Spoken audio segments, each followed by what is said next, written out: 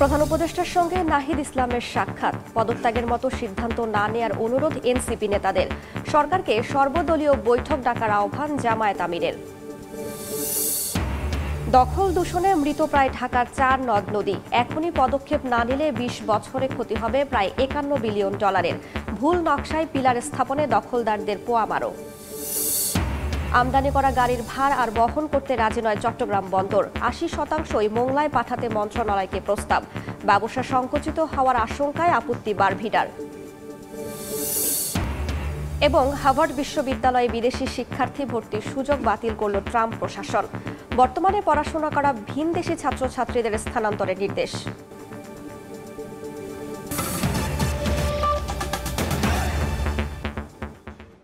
সময় সংবাদের সঙ্গে আছি আমি রাইসা জান্নাত। পদত্যাগের গুঞ্জনে প্রধান উপদেষ্টা ডক্টর মোহাম্মদ ইউনূসের সঙ্গে সাক্ষাৎ করেছেন এনসিপি আহ্বায়ক নাহিদ ইসলাম। বৃহস্পতিবার সন্ধ্যায় প্রধান উপদেষ্টার সরকারি বাসভবন যমুনায় এ বৈঠক অনুষ্ঠিত হয়। এনসিপির যুগ্ম আহ্বায়ক সারওয়ার তুষার জানান, বৈঠকে জুলাই অভ্যুত্থানের আকাঙ্ক্ষা, প্রধান উপদেষ্টার ওপর মানুষের আস্থা বিবেচনায় যে কোনো সিদ্ধান্ত নেওয়ার আহ্বান জানান নাহিদ ইসলাম। এদিকে উদ্ভূত পরিস্থিতি থেকে উত্তরণে প্রধান উপদেষ্টাকে সর্বদলীয় বৈঠক ডাকার আহ্বান জানিয়েছেন জামায়াতের আমির ডাক্তার শফিকুর রহমান।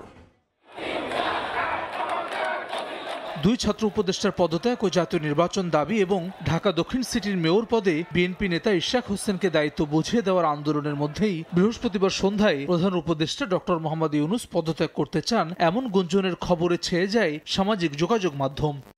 সামাজিক যোগাযোগ মাধ্যমে দেশের স্বার্থে জুলাইয়ের ঐক্য পুনঃপ্রতিষ্ঠার আহ্বান জানান তথ্য উপদেষ্টা মাহফুজ আলম, এনসিপি নেতা হাসনাত আব্দুল্লাহ সহ বেশ কয়েকজন। পদত্যাগের গুঞ্জনের খবর পেয়ে প্রধান উপদেষ্টা ডক্টর মোহাম্মদ ইউনূসের সঙ্গে সন্ধ্যা 6:30টায় যমুনায় সাক্ষাৎ করেন জাতীয় নাগরিক পার্টি এনসিপির আহ্বায়ক নাহিদ ইসলাম। এনসিপি যুগ্ম আহ্বায়ক সারওয়ার তুষার সময় সংবাদকে জানান, আধা ঘণ্টার আলোচনায় জুলাই অভ্যুত্থানের আকাঙ্ক্ষা, প্রধান উপদেষ্টার উপরে মানুষের আস্থা এবং জাতীয় ঐক্যের বিষয়টি বিবেচনায় নিয়ে যে কোনো সিদ্ধান্ত নেওয়ার আহ্বান জানিয়েছেন নাহিদ ইসলাম। পদত্যাগের গুঞ্জন ছড়িয়ে পড়ার পরে নাহিদ ইসলাম প্রধান উপদেষ্টার সাথে দেখা করেন এবং সেখানে তিনি তাকে অনুরোধ করেন, প্রধান উপদেষ্টা তাকে বলেছেন যে ছাত্র পরিবেশ না থাকলে তো তার থেকে লাভ নাই। মানুষের ডক্টর ইউনূসের প্রতি যে আস্থা এবং ভরসা, জুলাই গণঅভ্যুত্থানের পরে যে সংস্কার পরে নির্বাচন, এগুলো কথা বিবেচনা করে তিনি যেন এরকম কোনো সিদ্ধান্ত না নেন সেটা অনুরোধ করেছেন এবং মানুষের আস্থার প্রতিদানটা তিনি রক্ষা করেন। এটা আমাদের তরফ থেকে আমাদের আহ্বায়ক বলেছেন। এদিকে চলমান সংকট উত্তরণে প্রধান উপদেষ্টাকে সর্বদলীয় বৈঠক ডাকার আহ্বান জানিয়েছেন জামায়াত ইসলামের আমির ডাক্তার শফিকুর রহমান। বৃহস্পতিবার বিকেলে দলটির কেন্দ্রীয় নির্বাহী পরিষদের জরুরি বৈঠক শেষে এ আহ্বান জানান তিনি। হাসান ওয়ালি, সময় সংবাদ, ঢাকা। নিশ্চিহ্ন হওয়ার পথে ঢাকার মূল 4 নদ নদী, এখনই পদক্ষেপ না নিলে নদী তো বটেই, ক্ষতির মুখে পড়বে মেগা সিটির পরিবেশ প্রতিবেশ। বৈশ্বিক এক সমীক্ষা বলছে আগামী 20 বছরে সেই ক্ষতি গিয়ে ঠেকবে প্রায় $51 বিলিয়ন। 2009 সালে ঢাকার 4 নদী থেকে দখলদার উচ্ছেদের আদেশ দেন হাইকোর্ট, তবে সেই আদেশ এখনও দৃশ্যমান নয়। উল্টো অভিযোগ আছে, রক্ষকের দায়িত্বে থাকা BIWTA নিজেরাই ভুল নকশায় স্থাপন করেছে সীমানা পিলার, ফলে সুবিধা পাচ্ছে দখলদাররা। ঢাকার 4 নদী ঘুরে রিপোর্ট করেছেন আলামিন তুষার। বুড়িগঙ্গার কোল ঘেঁষে গড়ে ওঠা শহর রাজধানী ঢাকা। প্রায় 400 বছর বয়সী এই শহরটি ঘিরে একসময় ছিল অনেক নদ নদী আর খাল, সেসব এখন কেবলই ইতিহাস। একদিকে বুড়িগঙ্গা আর বাকি 3 দিকে মালার মতো ঢাকাকে ঘিরে রেখেছে তুরাগ, শীতলক্ষা আর বালু নদী। সবকটি নদী এখন দখল আর দূষণে মৃতপ্রায়। বট গাছটা 200 বছর আগের বট গাছ, এটা নদীর ভিতরে 200 বছর পিলার থেকে বট গাছের ভিতরে দিয়ে দিছে। নেতারা যেভাবে করে ওইভাবেই করছে। মাটি এই যে ফালাই বরাট করে বালু ফালাই যে জায়গায় মেল ফ্যাক্টরি করছে, কিছু টাকা দিয়া একটু ভিতর দিকে দিছে, আবার যে না দিছে একটু বাড়ায় দিছে।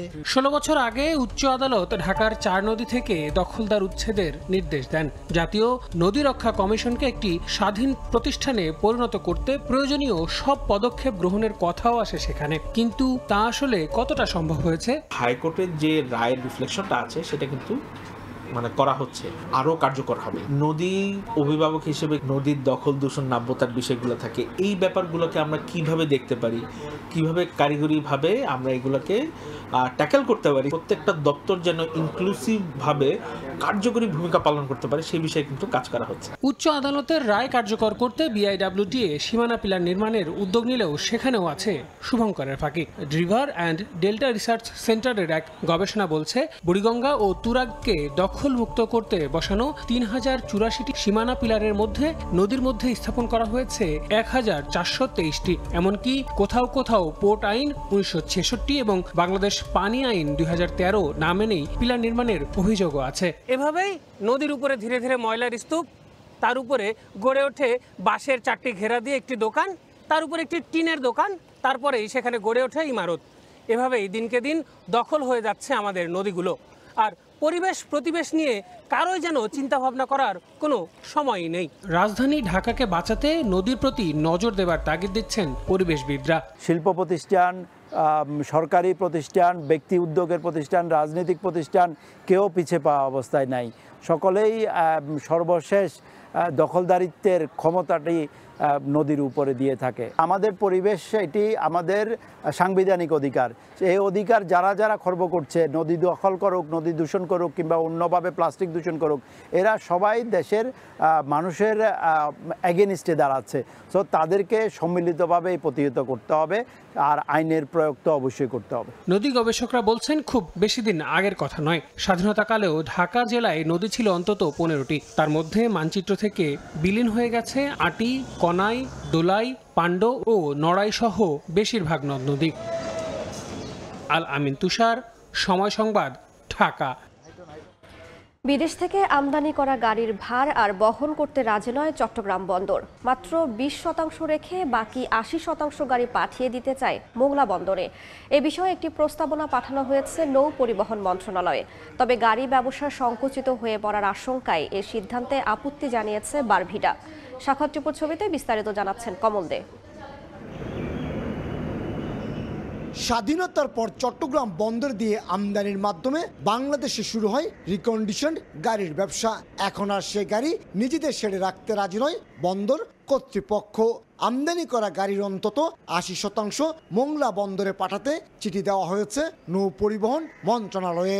চট্টগ্রাম বন্দরের মাধ্যমে গাড়ি না এনে যদি সেগুলো মংলা বন্দরের মাধ্যমে আনে, তাহলে মংলা বন্দরের স্পেসটাও ব্যবহার হলো এবং চট্টগ্রাম বন্দরের ভিতরে যে অপারেশনাল কার্যক্রম সেটাও আমরা আরও ভালোভাবে ব্যবহার করতে পারলাম। চট্টগ্রাম বন্দরে খালাস হওয়া প্রতিটি গাড়ির ক্ষেত্রে 14 দিন পর প্রতিদিনের মাসুল দাঁড়ায় 700 টাকায়। কিন্তু মোংলা বন্দরে 14 দিন পর প্রতিদিনের শুল্ক নির্ধারণ করা হয়েছে 129 টাকা। শুল্ক হার তুলনামূলক কম হলেও নানা জটিলতায় বন্দরের এই সিদ্ধান্ত মানতে আপত্তি ব্যবসায়ীদের।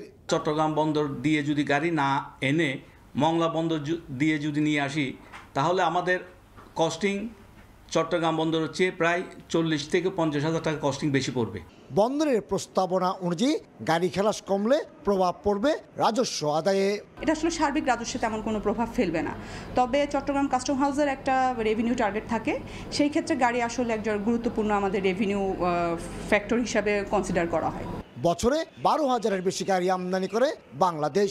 এই অবস্থায় বন্দরের অব্যবহৃত জায়গায় নতুন করে গাড়ির শেড নির্মাণের দাবি ব্যবসায়ী নেতাদের। চট্টগ্রামে বহু ইয়ার্ড আছে এখনো খালি এবং অনেক অনুপযোগী আছে, এগুলো ক্লিন করে গাড়ি রাখার ব্যবস্থা করলে আমার মনে হয় জটিলতা সৃষ্টি হবে না। সবশেষ তথ্য অনুযায়ী চট্টগ্রাম বন্দরের 2টি শেডে 1100টি গাড়ি রয়েছে। এখন চট্টগ্রাম বন্দরে গাড়ি খালাস কমে গেলে ব্যবসা বন্ধ হওয়ার উপক্রম হবে, এমনটি বলছেন বারবিডার নেতারা। টাকা কামানোর প্রতিযোগিতায় বিদেশ পাড়ি জমাতে গিয়ে অনেকে দালালের মাধ্যমে বেছে নেয় অবৈধ পথ। অনেকে মাফিয়া চক্রের খপ্পরে পড়ে নির্মম নির্যাতনের শিকার হন। ভিটামাটি আর স্বর্ণালংকার বিক্রি করে দফায় দফায় টাকা পাঠালে কেউ ফেরত পান স্বজনকে, আবার কারো কোনো খোঁজই মেলে না। অবৈধ পথে বিদেশ পাড়ি জমানো বন্ধ এবং দালাল চক্র নির্মূলে কাজ করছে বলে জানিয়েছে পুলিশ। শরীয়তপুর থেকে বিএম ইসরাফিলের তথ্য ছবি নিয়ে রিপোর্ট। 5 বা 7 বার চোখ বাঁধতো, এরপর মনে করেন মুখে ভিতরে মনে করেন গামছা ভরিয়ে মুখ বাঁধতো, কারেন্টের শর্ট দিতে পায়, আমার হাতের নখটা এটা আর কি প্লাস দিয়ে চাপা দিয়ে ধরিয়া মনে করেন রক্ত জমা এলে তো আর সম্পূর্ণ টোটাল প্রায় 64 লাখ টাকার মতো খরচ হয়েছে। ভিটেমাটি বিক্রি করে প্রিয় মাতৃভূমি ছেড়ে দূরদেশে পাড়ি জমান টাকা কামানোর আশায়, কিন্তু দালালের খপ্পরে পড়ে আটকে যান মাফিয়া চক্রের কাছে। এরপরই দিনের পর দিন সইতে হয় অবর্ণনীয় নির্যাতন। ইতালিতে নেওয়ার কথা বললে আমাদের বাংলাদেশ থেকে লিবিয়াতে নেয়, লিবিয়াতে নেওয়ার পরে আমাদের ওই জায়গায় একটা চক্রের মাধ্যমে বিক্রি করে দেয়। শরীয়তপুরের ভেদেরগঞ্জ উপজেলার আইয়ারা গ্রামের আহসানুল্লাহ ও আলতাফ হোসেন উচ্চ আয়ের আশায় গত বছরের 16 সেপ্টেম্বর দেশ ছাড়েন, কিন্তু স্বপ্নের ইতালি আর যাওয়া হয়নি। অবৈধ পথে লিবিয়া পৌঁছাতেই শুরু হয় অত্যাচার। মাফিয়া চক্রের সদস্যরা নির্যাতনের ভিডিও দেখিয়ে দুই পরিবার থেকে দফায় দফায় হাতিয়ে নেয় লাখ লাখ টাকা। উদাম করে আমার বাইরে ফলটে হালায় আতে পারবেন না, আমার বাইরে বড় করে পিটাইছে, আমরা সহ্য করতে পারি না। ভুক্তভোগী পরিবারের দাবি, হারুন লস্কর নামে দালাল চক্রের এক সদস্যের বাসায় গিয়ে দেয়া হতো এসব টাকা। তবে টাকা নেয়ার অভিযোগটি অস্বীকার করেন অভিযুক্ত হারুন লস্কর। কোনোদিন নেও নেই, আমাকে দেয়ও নেই, আর এই ব্যাপারে কোনো ডকুমেন্টস প্রমাণ কোনো রকম কিছু নেই। জেলায় দালাল চক্র নির্মূলে ব্যবস্থা নেওয়ার আশ্বাস পুলিশ সুপারের। সম্প্রতি বেশ কিছু চক্রকে শনাক্ত করেছি এবং তাদেরকে ইতিমধ্যে আইনের আওতায় নিয়ে এসেছি। এর বাহিরেও আমাদের নলেজে আছে যে কিছু কিছু চক্র যারা এই কাজ করে যাচ্ছে, তো এদের বিরুদ্ধেও আমাদের গোয়েন্দা নজরদারি অব্যাহত আছে। অবৈধ পথে ইতালি যাওয়ার সময় অর্ক শেখ, রবিন দাস, আজিম মোল্লা সহ 6 গাঁও ইউনিয়নের 11 যুবক নিখোঁজ হয়েছে। সময় সংবাদ, শরীয়তপুর। ঢাকা মাওয়া এক্সপ্রেসওয়েতে বেড়েছে সংঘবদ্ধ ডাকাতি। গত 23 দিনে ঘটেছে 4টি ডাকাতি, আর এক বছরে এর সংখ্যা 20টি। পুলিশ বলছে, জনবল ও গাড়ি সংকটের পরও এক্সপ্রেসওয়ে নিরাপদ রাখতে চেষ্টার কমতি নেই। নাসির উদ্দিন উজ্জ্বলার রিপোর্ট। 6 মে রাতে ঢাকা মাওয়া এক্সপ্রেসওয়ের শ্রীনগরে খড়কুটো ফেলে ব্যারিকেড দিয়ে একটি প্রাইভেট কার আটকের চেষ্টা করে ডাকাত দল। এ সময় চালক গাড়ি না থামিয়ে উল্টো দিকে চালাতে শুরু করলে দেশীয় অস্ত্র নিয়ে হামলা করে তারা। গত 23 দিনে এক্সপ্রেসওয়েতে এমন আরও 3টি ডাকাতির ঘটনা ঘটে। এর মধ্যে পুলিশ ও র্যাব পরিচয়েও ডাকাতি হয়। এতে চরম উদ্বেগে আছেন সড়কটি ব্যবহারকারীরা। পরিবহন শ্রমিকরা জানান, এমন অভিনব কায়দায় ডাকাতরা ঘেরাও করে যে কারো কিছু বোঝার আগেই সর্বস্ব লুট হয়ে যায়। দ্রুত এ বিষয়ে কঠোর ব্যবস্থা নেওয়ার দাবি তাদের। যারা ডাকাতি করছে ট্রাভেল পোশাক পরা, ওয়ারলেস হাতে, অস্ত্র হাতে, সবকিছু আছে, আইডেন্টি কার্ড সব আছে। প্রশাসন একটু সুনজর দিলে, একটু মানে পাহারা বাড়াই দিলে একটু সুবিধা হয়, টল পুলিশ বাড়াই দিলে। ব্যারিকেড দিয়ে ওরা 4-5 জন ওরা চাকুমাকু ঠেকায় মাকায় দিয়ে যাত্রী ছিনতাই করে, ড্রাইভারের জিম্মি করে। তবে জনবল ও গাড়ি সংকটের অজুহাত পুলিশের। তারপরও এক্সপ্রেসওয়ে নিরাপদ রাখার চেষ্টা চলছে বলে জানান সংশ্লিষ্ট কর্মকর্তা। 3টা মোবাইল টিম আমাদের হাইওয়ে পুলিশের এবং 2টা চেকপোস্ট রয়েছে, একটা রেকার রয়েছে। আমরা সার্বক্ষণিকভাবে দিনরাত 24 ঘন্টা আমরা টহল জোরদার করেছি। মহাসড়কে কোনোরূপ ডাকাতের ঘটনা সামনের ঈদকে কেন্দ্র করে সংগঠিত না হয় সে ব্যাপারে আমরা আমাদের টহল সংখ্যা আরও বৃদ্ধি করবো। এখানে পুলিশ জানায়, গত 1 বছরে এই এক্সপ্রেসওয়েতে 20টি ডাকাতির ঘটনা ঘটে। মুন্সিগঞ্জের শ্রীনগর ও সিরাজদিখানের বিভিন্ন পয়েন্টে এক্সপ্রেসওয়েতে ডাকাতি এবং ডাকাতির চেষ্টার ঘটনায় এই পথ ব্যবহারকারীদের মধ্যে আতঙ্ক দেখা দিয়েছে। নাসির উদ্দিন উজ্জ্বল, সময় সংবাদ, মুন্সিগঞ্জ। 10 বছর আগে বাংলাদেশ ও চীন সরকারের যৌথ উদ্যোগে নির্মিত হয় 7ম বাংলাদেশ চীন মৈত্রী আসমত আলী খান সেতু। দীর্ঘদিন ধরে সেতুটির সড়ক বাতি সবগুলোই অকেজো, ফলে সন্ধ্যা নামলেই ভুতুড়ে পরিস্থিতি সৃষ্টি হয় সেতু এলাকায়। বাড়ছে ইফটিজিং ও ছিনতাইয়ের মতো ঘটনাও। এতে ক্ষুব্ধ চলাচলকারী সহ স্থানীয়রা। সমস্যা সমাধানের আশ্বাস সংশ্লিষ্ট কর্তৃপক্ষের। সঞ্জয় কর্মকার, অভিজিতের রিপোর্ট, ছবি তুলেছেন শাহাদাত আকন। মাদারীপুর সদর উপজেলার মহিষের চরে আড়িয়ালখা নদের উপর 694 মিটার সেতুর নির্মাণ ব্যয় ধরা হয় 294 কোটি টাকা। নাম দেয়া হয় 7ম বাংলাদেশ চীন মৈত্রী আসমত আলী খান সেতু, যা 2015 সালের আগস্টে উদ্বোধন হয়। প্রকল্পে সেতুর উপর খুঁটি বসিয়ে লাগানো হয় শতাধিক সৌরবাতি।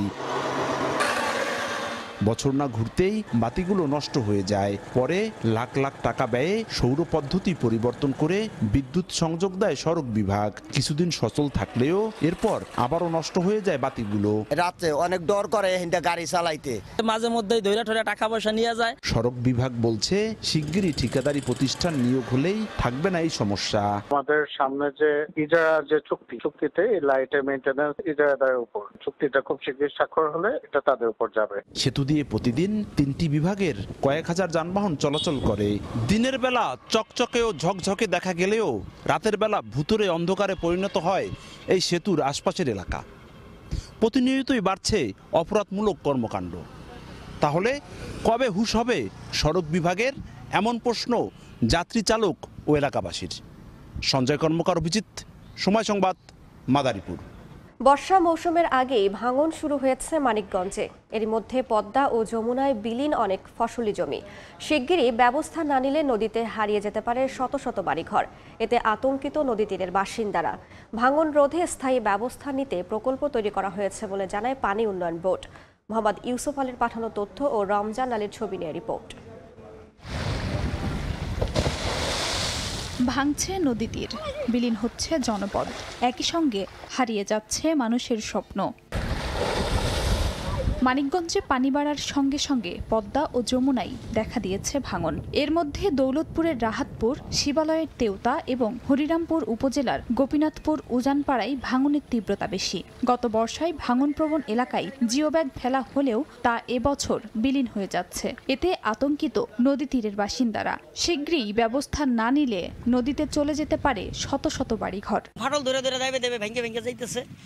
এখন আমাদের এলাকাবাসী খুব আতঙ্কের ভিতরে আছি। রাত্রেও ভাঙ্গে, সকালে ভোরেও ভাঙ্গে, আমরা তো বাড়ি থাকতে পারি না। অতি তাড়াতাড়ি যদি সরকার আমাদের একটা ব্যবস্থা করে দিত কিংবা নদীটা শাসন করে দিত, আমরা বাঁচতাম। পানি উন্নয়ন বোর্ড বলছে এরই মধ্যে 3টি পয়েন্ট অতি ভাঙন প্রবণ চিহ্নিত করা হয়েছে। পাশাপাশি ভাঙন রোধে স্থায়ী ব্যবস্থা নিতে প্রকল্প নেওয়া হয়েছে। ফিজিবিলিটি স্টাডি প্রণয়নের মাধ্যমে আমরা ডিজাইন এটা প্রস্তুত করি, ডিজাইন প্রণয়ন অবস্থায় আছে এবং ডিজাইন পাওয়ার সাপেক্ষে আমরা প্রাক্কলন প্রস্তুত করে আমরা ডিপিপি দিয়ে এগিয়ে যাচ্ছি। পানি উন্নয়ন বোর্ডের তথ্য মতে মানিকগঞ্জে 14টি নদীর দৈর্ঘ্য 500 কিলোমিটার। এর মধ্যে ভাঙন ঝুঁকিতে আছে 60টি পয়েন্ট।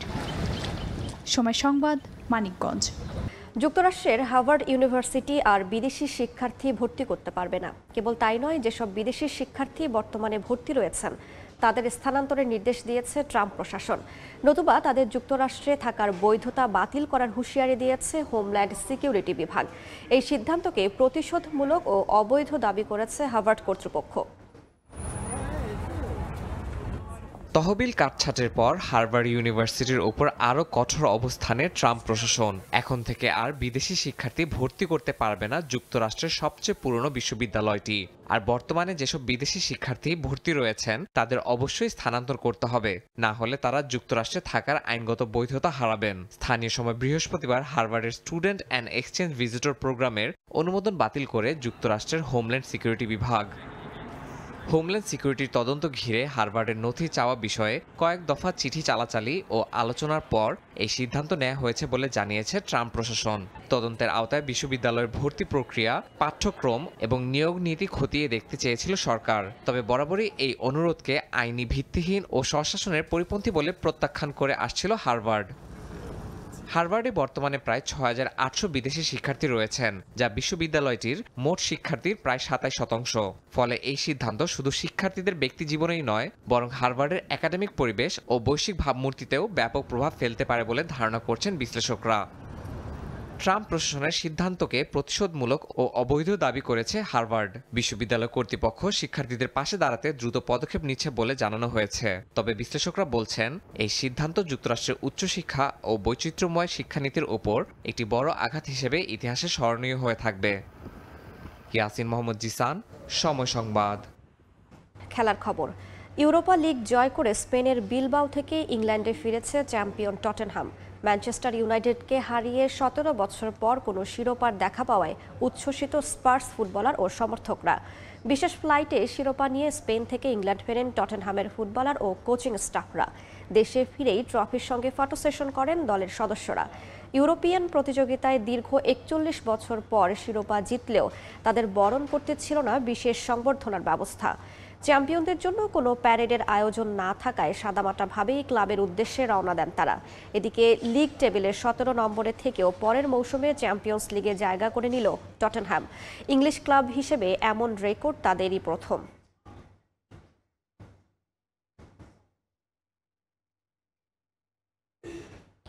এ পর্যায়ে শীর্ষ সংবাদগুলো জানিয়ে দিচ্ছি আরও একবার। প্রধান উপদেষ্টার সঙ্গে নাহিদ ইসলামের সাক্ষাৎ, পদত্যাগের মতো সিদ্ধান্ত না নেওয়ার অনুরোধ এনসিপি নেতাদের। সরকারকে সর্বদলীয় বৈঠক ডাকার আহ্বান জামায়াত আমিরের। দখল দূষণে মৃতপ্রায় ঢাকা ৪ নদ নদী। এখনই পদক্ষেপ না নিলে ২০ বছরে ক্ষতি হবে প্রায় $৫১ বিলিয়ন। ভুল নকশায় পিলার স্থাপনে দখলদারদের পোয়াবারও। এবং আমদানি করা গাড়ির ভার আর বহন করতে রাজি নয় চট্টগ্রাম বন্দর। ৮০% মোংলায় পাঠাতে মন্ত্রণালয়কে প্রস্তাব। ব্যবসা সংকুচিত হওয়ার আশঙ্কায় আপত্তি বারভিডার।